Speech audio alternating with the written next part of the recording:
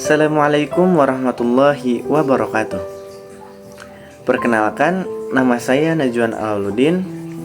Izinkan saya di sini untuk menceritakan sebuah kisah yang semoga dengan cerita ini dapat diambil sebuah hikmah. Teman-temanku sekalian, pernahkah kalian membayangkan gitu, bagaimana ketika keadaan hati kita sedang gelap, saking gelapnya gitu, tidak ada cahaya yang masuk, tetapi tiba-tiba disinari oleh cahaya yang sangat terang.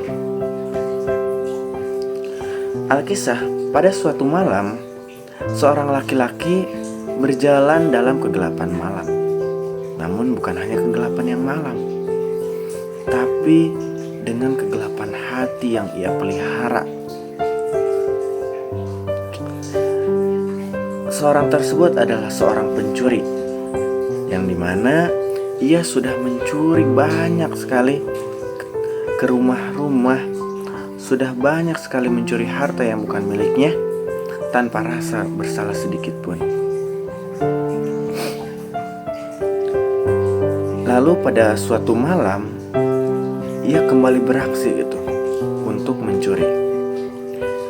Ia pun mengintai dan menunggu rumah siapa yang ingin dirampoknya gitu, dicurinya.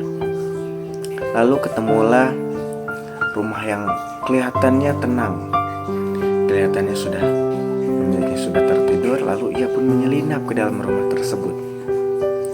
Nah, tapi tunggu dulu teman-teman. Tahukah kalian rumah siapakah yang pencuri itu masuki? Rumah yang pencuri itu masuki adalah bukan tempat saudagar yang kaya raya, melainkan tempat seseorang, rumah yang begitu mulia di muka bumi ini. Ya, adalah rumah baginda Nabi Rasulullah SAW. Bayangkan gitu, rumah Rasulullah SAW dicuri gitu. Apakah ini sekedar kebetulan? Tidak, teman. Melainkan ini adalah takdir Allah Subhanahu wa Ta'ala yang Maha mengatur. Si pencuri pun beraksi gitu, melangkah pelan-pelan, mengendap-endap, mencari sesuatu yang dapat diambil. Tetapi tiba-tiba ia mendengar suara yang berbeda dari apapun yang pernah ia dengar. Suara seseorang yang sedang sholat malam, membacakan Al-Quran dengan khusyuk. Dalam sekejap, hatinya pun berhenti, kakinya terpaku. Ada sesuatu yang menghantam dari dalam. Allah berfirman dalam surat Az-Zumar ayat 53. A'udzubillahi minasyaitonirrajim. Qul ya ibadiyallazina asrafu ala anfusihim la taqnatu min rahmatillah. Yang artinya, katakanlah, wahai hamba-hambaku yang melampaui batas terhadap diri mereka sendiri, janganlah kamu berputus asa dari rahmat Allah. Ketika si pencuri itu berdiri membaku, tak terasa air matanya mulai mengalir. Tanpa ia sadari, hatinya yang keras begitu seperti batu mulai retak, mulai runtuh. Ia menangis sejadi-jadinya. Mengapa ia menangis? Karena ia baru sadar selama ini ia hidup dalam kegelapan. Selama ini ia jauh dari Allah Subhanahu wa Ta'ala. Dan malam ini, di tengah niat jahatnya, Allah justru menunjukkan cahaya kepadanya, cahaya yang begitu indah.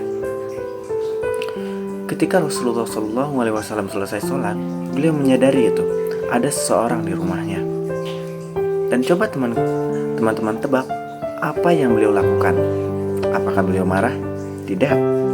Apakah beliau memanggil orang untuk menangkap si pencuri? Oh, jelas tidak. Justru Rasulullah dengan wajah yang tenang, penuh kasih sayang, Rasulullah bertanya, ada perlu apa wahai saudaraku? Bayangkan gitu, saudaraku bukan pencuri, bukan pula penjahat, tapi saudaraku. Begitu mulianya gitu akhlak Rasulullah SAW. Lalu ketika si pencuri itu gemetar, ia tidak tahan lagi gitu. Ia langsung jatuh tersungkur, menangis dan terus menangis. Ya Rasulullah, ampuni saya.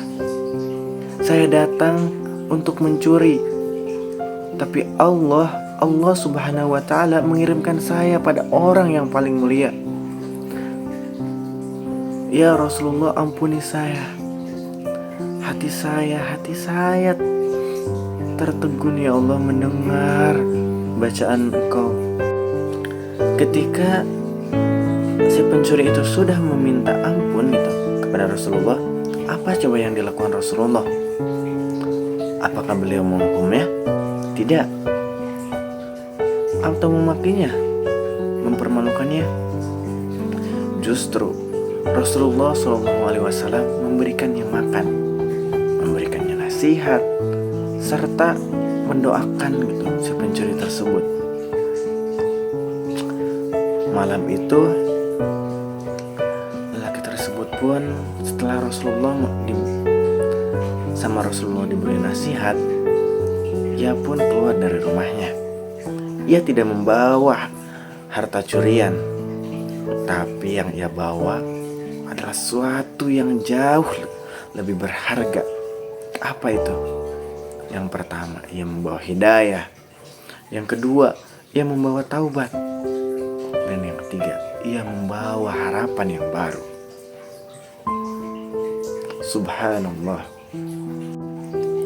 Teman-temanku sekalian, coba kita renungkan. Siapa sih di antara kita yang tidak pernah gitu berbuat dosa, yang tidak pernah berbuat kesalahan? Pasti tidak ada. Semua orang pernah berbuat dosa, semua orang pasti pernah membuat kesalahan, dan pernah juga jauh dari Allah Subhanahu wa ta'ala.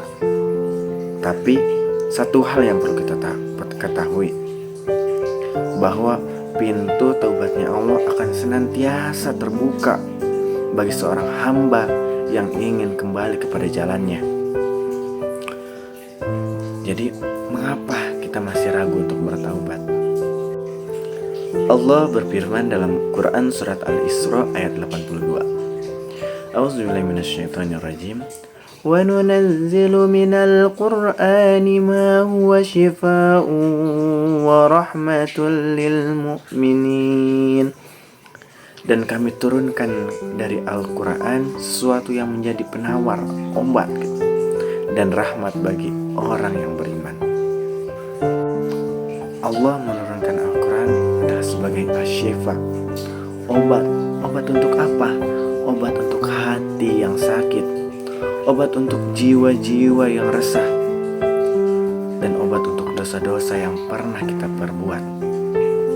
Maka teman-teman, marilah kita kembali ke jalannya Allah Subhanahu wa ta'ala. Jangan tunggu sampai terlambat.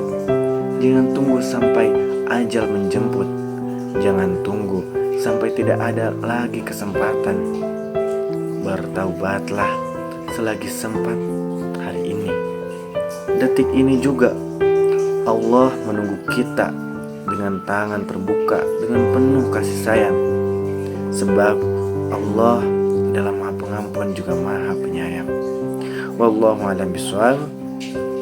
Assalamualaikum warahmatullahi wabarakatuh.